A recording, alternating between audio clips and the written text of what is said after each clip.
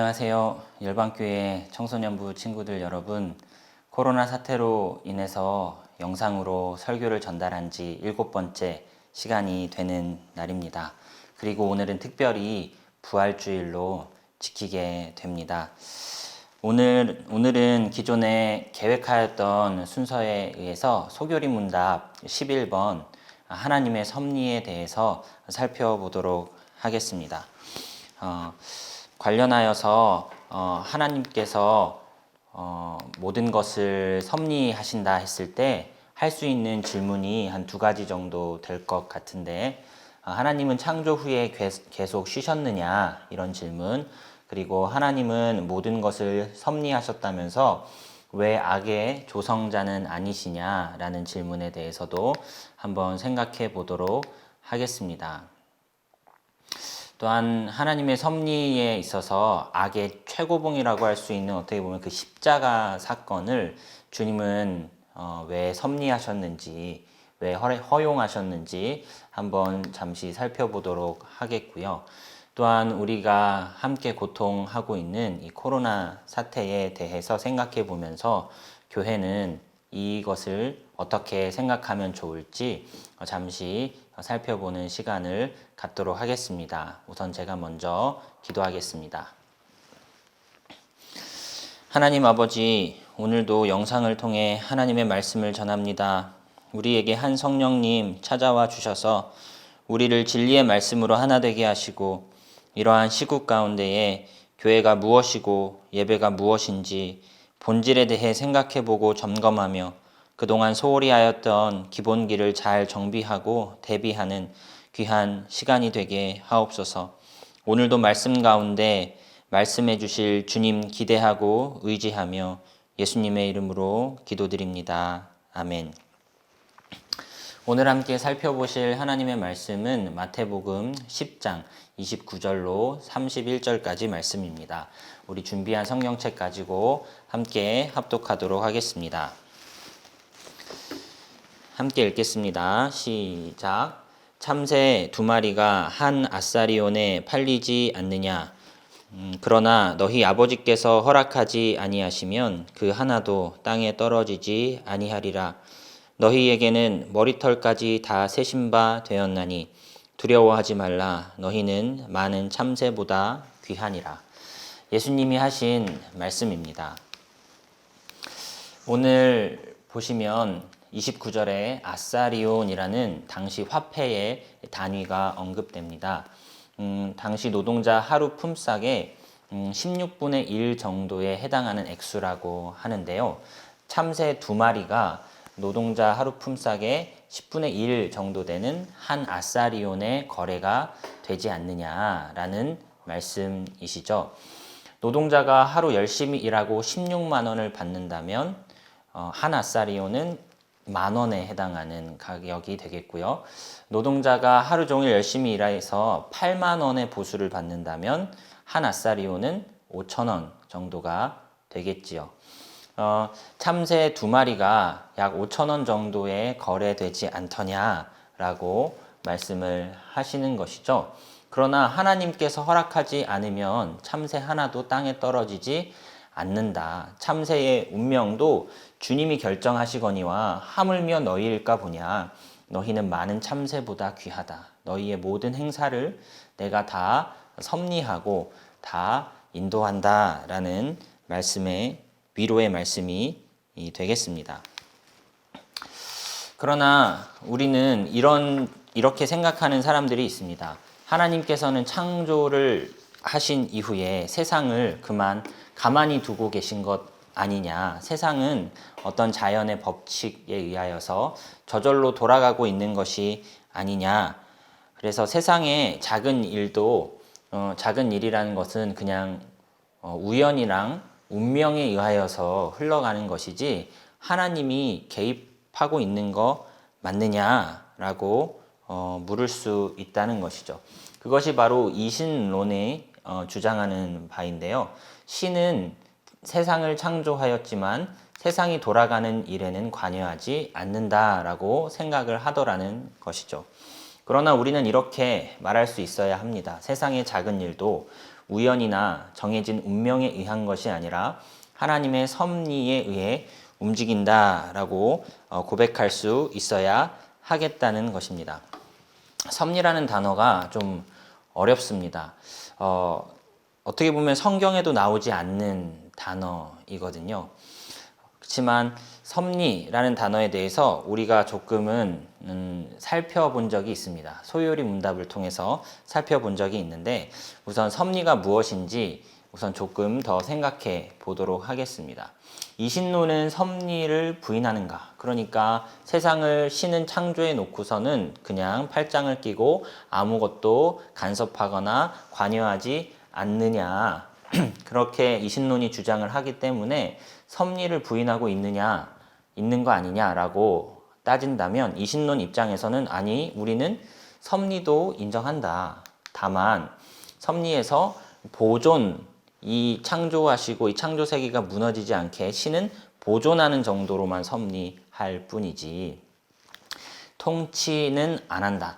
그러니까 다스리고 이끌고 목적을 세워서 그 역사가 그 목적에 부합되게끔 신이 이끌어가지는 않는다라고 이신론은 주장한다는 것이죠. 그러나 우리 기독교 입장에서는 보존도 인정하고 통치도 인정합니다. 이신론은 섭리를 부인하느냐, 보존만 인정하고 통치는 인정하지 않지만 기독교적인 세계관에 의하면 하나님은 이 세상을 보존하실 뿐만 아니라 통치하시고 다스려 나가신다라고 우리는 믿음으로 고백할 수 있어야 합니다. 살짝 보시면 섭리의 요소 중에 보존이 있고 통치가 있다. 두 가지가 들어간다라는 것을 알 수가 있겠죠. 우리는 이 섭리라는 단어가 조금 어려운데 한번 소교리 문답에서 예전에 한번 다뤘던 적이 있습니다.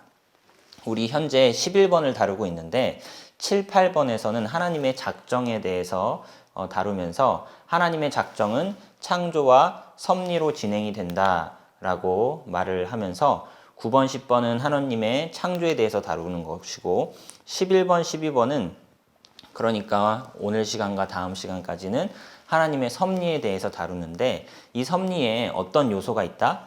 이신론이 인정하는 보존의 요소만 있는 것이 아니라 우리는 하나님의 다스림, 하나님이 이 역사에 참여하시고 간섭하시고 통치하시고 다스려 나가신다라는 이 두 가지 요소를 인정하고 있다라고 우리는 고백해야 한다는 것입니다.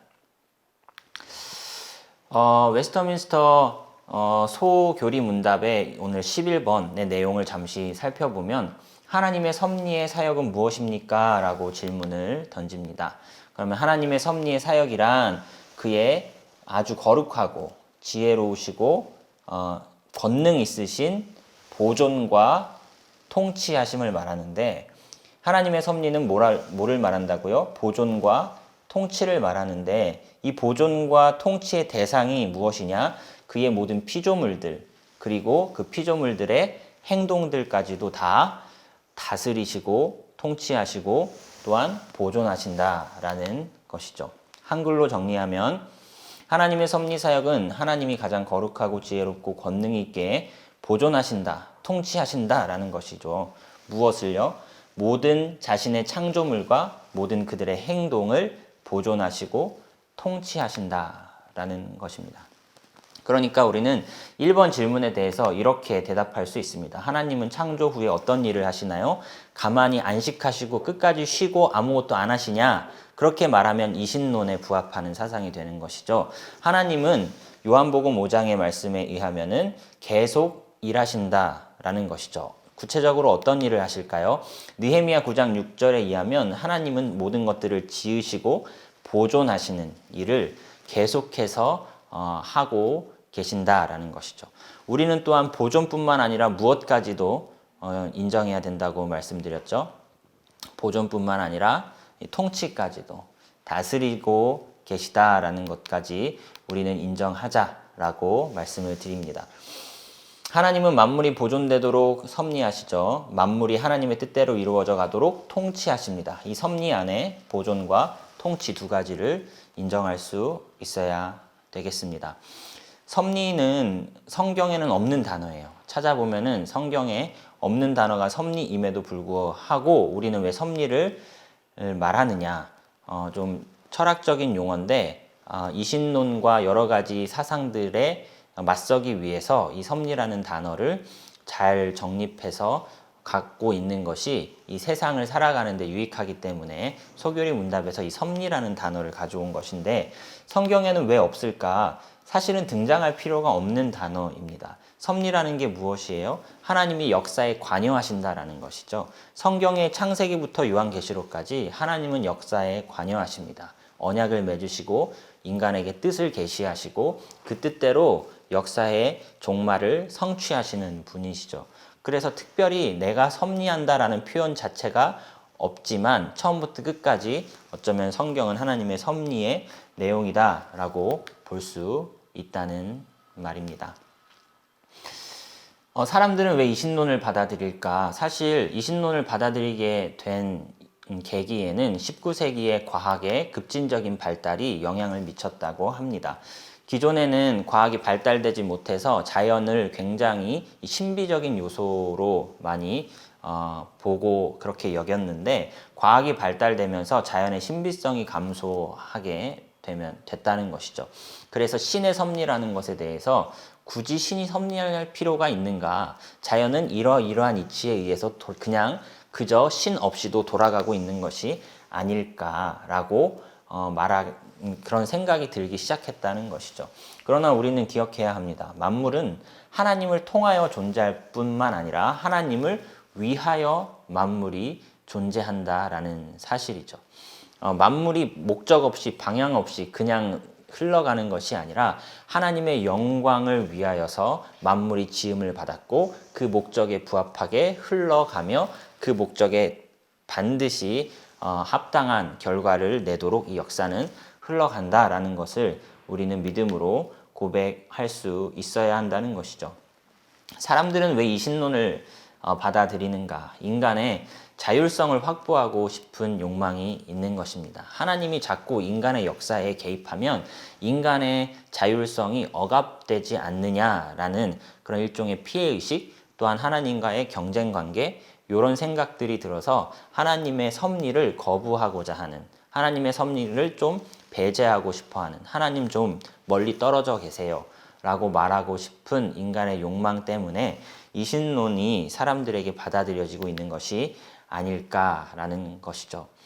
그런데 사실 이 이신론은 결국에는 신의 창조를 인정하고 신의 섭리 중에 보존 정도만 인정하는 듯하지만 결국에는 신을 없애고 싶은 심리가 있다는 것이죠. 그래서 이런 말이 있습니다. 이신론자는 무신론자가 될 만큼 오래 살지 못한 사람. 이게 무슨 의미죠? 이신론자들이 오래 살면은 뭐가 된다는 거예요? 무신론자가 결국 된다라고 꼬집어 말하는 표현인 것입니다. 여러분, 무신론 중에 범신론이 포함이 될 수 있거든요. 이 범신론은 무엇인가 하면 창조 때에 태초에 창조가 아니라 무에서 발현된 것이 아니라 일종의 에너지나 어떤 정신이 있었고 그 정신이 물질을 만들어내서 만물이 구성이 되었다. 그래서 만물 안에는 그 태초의 에너지와 신성이 깃들어 있어서 이 만물, 자연이 곧 신이고 신이 곧 자연이다 라는 식의 주장을 하는 이론이 범신론입니다. 이것은 네이버를 참고하여서 정리를 한 건데요. 일체의 자연이 곧 신이며 신은 곧 자연이다 라고 생각하는 종교관 혹은 이 철학관이라는 것이죠. 정리하면 만물 자체가 신이며 신은 곧 만물이다 라고 주장을 하는데 이렇게 되면 어떤 문제가 생기냐 하면 세상 가운데 일어나는 모든 일은 신이 일으킨 일입니다. 그러면서 무엇도 악도 악한 상황도 신의 책임이 된다라는 문제가 있죠. 이것은 기독교의 사상과는 어긋나는 부분인 것입니다. 우리는 여기에서 두 번째 질문을 할 수 있습니다. 하나님은 모든 것을 섭리하신다고 하면서 왜 악의 조성자는 아니냐, 악의 주체는 아니시냐, 이걸 어떻게 변호하냐. 하나님이 모든 것을 섭리하시고 관여하시고 하나님의 뜻대로 이끄신다고 하는데 왜 악한 일에 대한 책임은 회피하려고 하시느냐라는 질문인 것이죠. 이 질문을 대답하기 위해서는 몇 가지 살펴봐야 할 개념들이 있습니다. 첫 번째는 섭리에 3요소가 있다는 것이죠. 우리는 지금까지 섭리하면은 두 가지 요소가 포함되는 것으로 생각했습니다. 보존과 통치죠. 그러나 세 번째 요소를 소개시켜 드리겠습니다. 바로 협력이라는 요소입니다. 하나님은 이 세상을 창조하실 때에 변화가 가능한 상태로 창조하셨어요. 인간에게, 동물에게, 그리고 씨 맺는 채소에게 생육하고 번성하라고 말씀을 하셨죠. 창조가 어떤 완전한 고정된 상태가 아니라 인간의 선택과 의지에 의하여서 번성할 수 있고 변화할 수 있고 발전할 수 있는 상태로 창조를 하셨다는 것입니다. 그래서 하나님은 역사를 이끌어 가실 때 인간과 어떻게 보면 협력하는 관계를 통하여서 이 역사가 선하게 이끌어지기를 원하셨다라는 것이죠. 여러분, 그리고 세 번째로 생각해 볼 것은 1원인과 2원인을 구분하자라는 이야기인데요. 1원인 하면은 최초의 원인은 다 하나님입니다. 근데 하나님이 세상을 창조하시고 나서는 인간이 선택에 의해서 번성하고 하나님의 영광을 드러내는 선택을 통해서 이 세상이 발전되기를 원하시거든요. 그런 인간의 자유의지, 이런 어떤 이 창조 세계 안에 있는 이 인과관계는 제2원인이라고 부를 수가 있다는 것이죠. 그래서 이 세상이 타락하게 된 데에는 제1원인의 책임이 있는 것이 아니라 이 제2원인에 해당하는 그 인과관계가 틀어지면서 하나님의 뜻대로 하나님의 영광을 드러내는 결과로 나아가지 못했다라는 것이죠.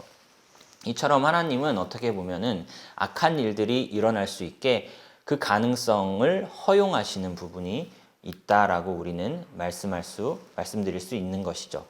죄를 억제하시는 분이긴 합니다. 이 인간에게 율법을 주시고 도덕률을 주시고 이것을 따르지 않을 때는 저주한다고 하시고 실제로 형벌을 내리시기도 하시고 하나님은 죄를 억제하지만 다 억제하지는 않으시죠. 인간을 자신의 탐욕대로 살도록 내버려 두시고 때로는 악이 한쪽 지역에 가득 찰 때까지 그냥 내버려 두기도 하시는 분이시다라는 것이죠. 우리는 이것에 대해서 이렇게 정리를 해볼 수 있을 것 같습니다. 하나님은 왜 악의 조성자는 아니시냐? 이 말을 한번 생각해 보시기 바랍니다. 하나님은 피조물로 행하게 하시지만 그 행위의 책임이 하나님께 있는 것은 아니다. 피조물이 이렇게 행하지만 그 행위의 책임이 하나님께 있는 것은 아니다. 이걸 인정하자는 거고, 두 번째는 사람은 자기의 뜻대로 자유롭게 선택하고 행동하지만 피조물들이 자유롭게 선택하고 행동하지만 그 행동이 하나님의 다스림에서 벗어나 있다고 말할 수는 없다. 이것은 사람이 다 이해할 수 없는 신비다라고 말을 하는 것이죠. 하나님은 피조물로 행하게 하시지만 그 책임이 하나님께 있지는 않고 그렇다고 해서 사람들이 마음대로 사는 것이 하나님의 다스림과 통제를 벗어나서 행동한다라고 말할 수도 없는 이 오묘한 그 긴장, 모순과도 같은 이 말을 믿음으로 우리는 받아들일 수 있어야 되는 신비의 영역이라고 이 정효석이라는 분이 이 책을 통해서 말씀해 주신 겁니다. 소요리 문답 삶을 읽다에 지은이 정효석 이분의 글에 의하면 이런 말을 하는데 이것이 일종의 신비라고 우리는 정리해 두어야 할 것 같습니다. 악을 허용하신다고 말할 때 주의할 점이 있습니다. 악을 끝까지 허용하지는 않으시죠. 죄에 대해서 반드시 심판을 내리시는 분이십니다. 죄에 대해서 심판하신다고 해서 최후 심판만 생각하고 또한 선에 대해서 상을 주신다고 생각해서 최종 보상만 있다고 생각하면서 막판에만 잘해야지, 과정은 아무렇게나 살다가 시험날 가까워서 공부해야지, 이런 식의 생각을 하지 않아야 된다는 것이죠. 왜냐하면 현세에서도 분명히 악을 이긴 것에 대한 보상이 있으시고 죄를 저지른 것에 대한 형벌이 이 세상 가운데서도 간간히 분명히 주어지기 때문인 것이죠. 하나님의 뜻대로 잘 사는 인생이 윤택하고 복을 받는다는 것입니다. 그러나 이렇게 반론을 또 제기할 수 있을 것 같습니다. 착하게 산다고 해서 다 복을 받는 게 아니고, 하나님의 뜻대로 산다고 해서 다 잘 풀리는 것이 아니고, 악인으로 산다고 해서 다 벌을 받는 것은 아니더라. 이 복과 저주가 이 세상 가운데서는 예상하기 힘든 면이 분명히 있다라는 것이죠. 그래서 플라톤은 자신의 스승 소크라테스가 죄 없이 독배를 마시고 죽는 그 상황에 대해서 이런 글을 썼다고 합니다. 정의롭지 못한 자는 교활함과 양심 없음을 통해 권력과 부를 얻고 그것을 통해 가장 의로운 척을 한다는 것이죠. 정의롭지 못한 자가 잘 되고, 완전히 정의로운 자는 정의롭지 못한 자로 여김을 받아 어떻게 돼요? 고문을 당하여 죽음에 이르게 되더라. 오히려 정의롭지 못한 사람이 잘 풀리고 정의를 말하는 사람이 고통을 당하고 죽음에 이르게 된다고 말을 하면서, 정의로울 필요가 뭐가 있겠느냐? 중요한 것은 정의롭게 보이는 것 정도만 중요하지 않겠느냐라는 글을 썼다는 것입니다. 참 안타까운 말일 수 없습니다. 그러나 여러분, 이거는 지나친 회의적인 태도인 것 같아요. 예수님은 너무 정의로워서 죽으셨을까? 물론 그런 면이 있어 보이기도 합니다. 예수님은 너무나 의로우셔서 당대 종교 지도자들의 의보다 더 나은 의를 제시하셔서 그들에게서 시기와 미움을 사서 죽임을 당하게 되셨죠. 그러나 예수님을 따르는 사람이 없었느냐? 그렇지 않았습니다. 예수님은 당시의 죄인들, 창녀와 세리들에게 정말 둘도 없는 아주 좋은 친구가 되어 주셨죠.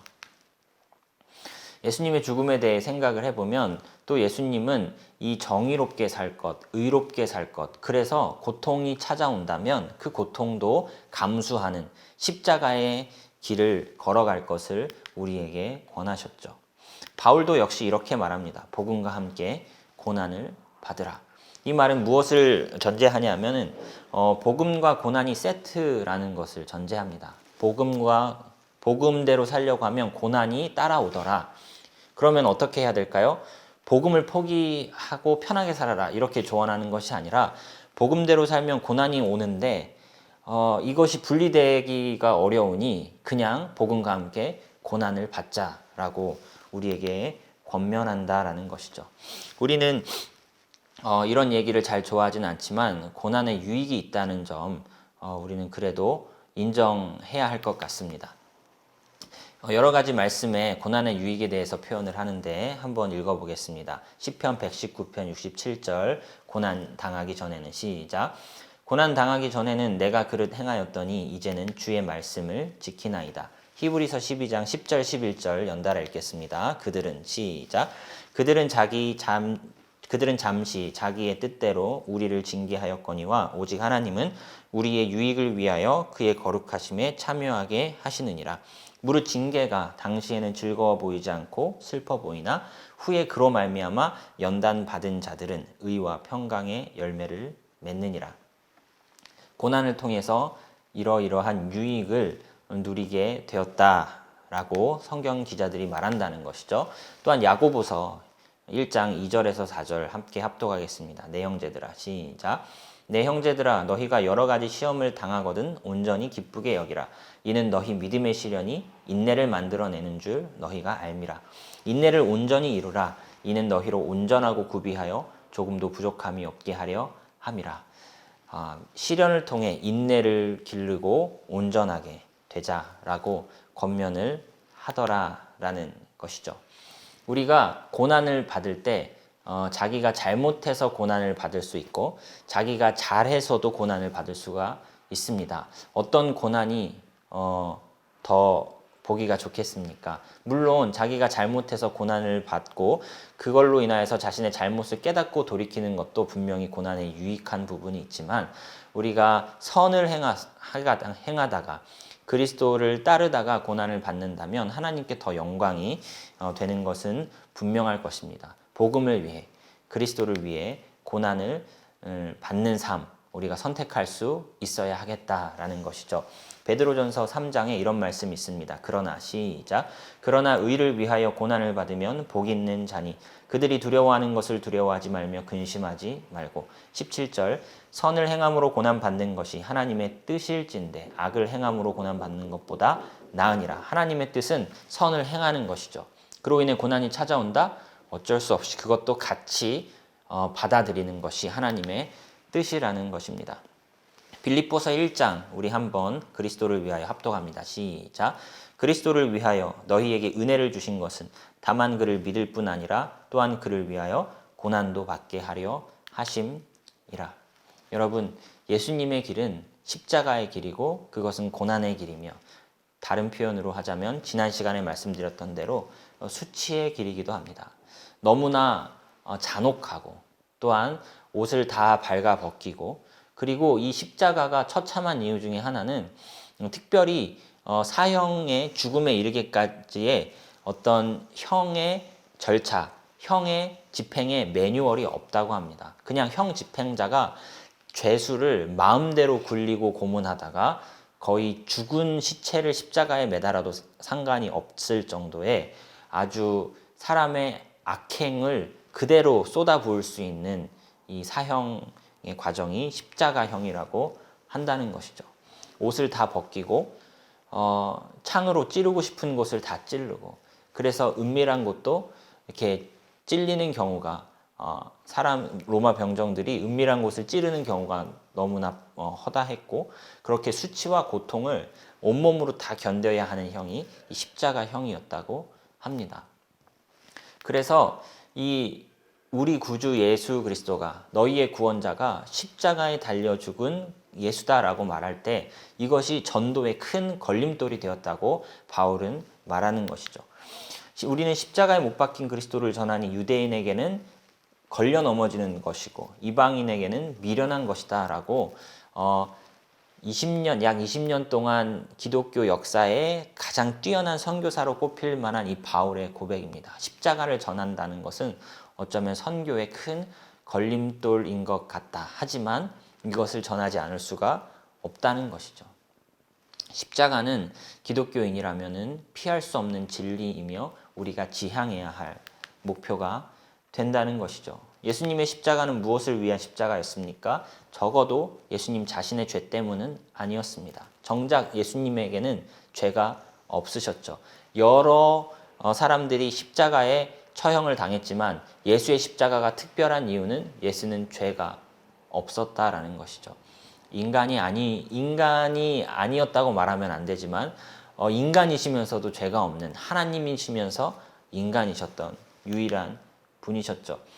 죄가 없다는 그 증거가 무엇입니까? 죄의 삭은 사망인데 부활을 하셨다는 것은 무슨 의미죠? 죄에 대한 대가를 치를 필요가 죄가 없는 분이었기 때문에 죽어서는 안 되는 분이라고 하나님이 다시 살리신 것이죠. 그렇게 선포하신 것이 부활인 것입니다. 또한 십자가는 죄의 비참함에 대해서 우리에게 가르쳐 줍니다. 구약 시대에 여러 가지 제사의 종류들이 있었습니다. 자신의 죄를 이 동물에게 전가하여 그 동물을 각을 뜨고 피를 내고 내장을 버리고 해서 하나님께 태워드리는 그런 제사를 드리는 그런 역사들이 있었죠. 죄를 짓는다는 것, 생명이신 하나님과 분리된다는 것의 상태가 무엇인지를 우리에게 알려주시고자 그 제사의 제물처럼 본이 되셨는데, 그 본의 일을 자신의 아들이 담당하게 하시고 자신이 그 본이 되어주셔서, 제물이 되어주셔서 우리에게 죄의 비참함의 결과를 몸소 보여주신 사건이다라는 것이죠. 누구를 위해서 그렇게 했습니까? 예수님은 자신에게 못을 박는, 그리고 자신에게 고문을 가하는 그 사람들을 용서해달라는 기도도 하십니다. 하나님은 어쩌면 예수님을 조롱하고 예수님을 부인하고 예수님에게 침뱉고 주먹질하고 고문을 가하고 창을 찌르는 그 사람들을 위해서, 그 사람들의 죄를 속하기 위해서 십자가에 달려 죽으셨다라고도 할 수가 있는 것이죠. 나의 죄를 위해서. 나는 때때로 주님을 조롱하고 부인하고 침뱉고 미워하고 주님을 멀리 떠나려고 하는 이 죄인을 위해서 예수 그리스도는 십자가를 지셨다는 것입니다. 오늘의 말씀의 결론을 내도록 하겠습니다. 첫 번째는 우리 주님을 따라가야 하겠습니다. 그것이 십자가의 길이고 고난의 길이 맞습니다. 복음과 함께 고난을 받으라. 그리고 십자가를 지고 나를 따르라 하신 주님의 말씀을 기억하고 고난이 있다고 하여 돌아가고 피하고 중단하고 포기하는 것이 아니라 이것이 힘들지만 하나님의 뜻이 선을 행하며 같이 고난도 받는 것이 하나님의 뜻일진데 함께 품고 가겠습니다. 이렇게 결단할 수 있는 우리 친구들이 그리고 제가 될 수 있었으면 좋겠습니다. 그리고 우리는 섭리에 대해서 묵상해 볼 때 고통 가운데서도 하나님을 신뢰할 수 있어야 된다. 이것이 잘 이해되진 않지만 하나님을 믿고 신뢰하는 자세가 우리에게 필요하겠다. 코로나로 인하여서 전 세계가 고통받고 있지만 그럼에도 불구하고 하나님은 전지전능하시고 선하시사 하나님의 뜻을 반드시 이루어내실 거다. 이것은 우리가 잠시 고통받는 것에는 하나님의 놀라운 섭리가 있고 우리는 이 고통을 통해서 무언가 교훈을 받을 수 있어야 하겠다라는 생각이 든다는 것이죠. 우리 이 사태를 통하여서 우리가 그동안 예배가 무엇이었는지, 그동안 내 신앙이 무엇이었는지, 내 믿음은 무엇이었는지, 교회는 어떤 곳이어야 되는지, 교회가 모이지 못하면 교회는 없어져도 되는 것이냐, 교회가 모이지 못하면 교회가 아닌 것이냐, 교회의 본질이 무엇이냐, 예배는 어떻게 드려야 하는 것이냐, 이렇게 영상을 통해서 드리는 것도 예배라고 할 수 있느냐, 이게 예배라고 한다면 우리의 자세는 어떻게 달라져야 하느냐, 기본적인 것부터 우리가 돌아보고 우리의 기본기와 본질을 다지는 그런 시간이 돼야 되지 않겠는가. 그리고 다시 이런 일이, 비슷한 일이 벌어지지 않으리란 법이 없는데 다시 이런 일이 일어난다면 그때에는 우리가 어떻게 준비되어서 어떤 행동을 또한 어떤 사람으로서 대처를 해야 될 것이냐를 우리는 돌아보고 준비할 수 있는 시간이 되면 좋겠다라고 말씀을 드립니다. 우리 읽고 정리하겠습니다. 다 알 수 없지만 시작. 다 알 수 없지만 하나님의 전지전능하심, 선하심을 믿습니다. 우리 죄악에도 불구하고 이 땅을 보존하시고 우리와 협력하시며 통치해 가시는 주님을 바라고 의지하며 주 뜻대로 이 세상을 변화시켜가는 아름다운 그리스도인들 다 되었으면 좋겠습니다. 제가 기도하고 마치겠습니다. 살아계신 하나님 아버지, 우리 친구들 보고 싶습니다. 나의 신앙이 무엇이었는지, 하나님, 사람들 앞에 서면 내 신앙이 있는 것 같고 사람들 앞에 서지 않으면, 모이지 않으면 내 신앙이 없는 것 같은 하나님, 나는 껍데기 신앙이 아니었는지 우리의 본질을 돌아보게 됩니다. 하나님, 분명한 고통의 시간이 맞는 것 같습니다. 하나님, 그러나 고통 가운데서도 하나님은 섭리하시고 하나님의 뜻을 반드시 성취하실 분이라는 것을 우리가 다시금 믿음으로 붙잡습니다.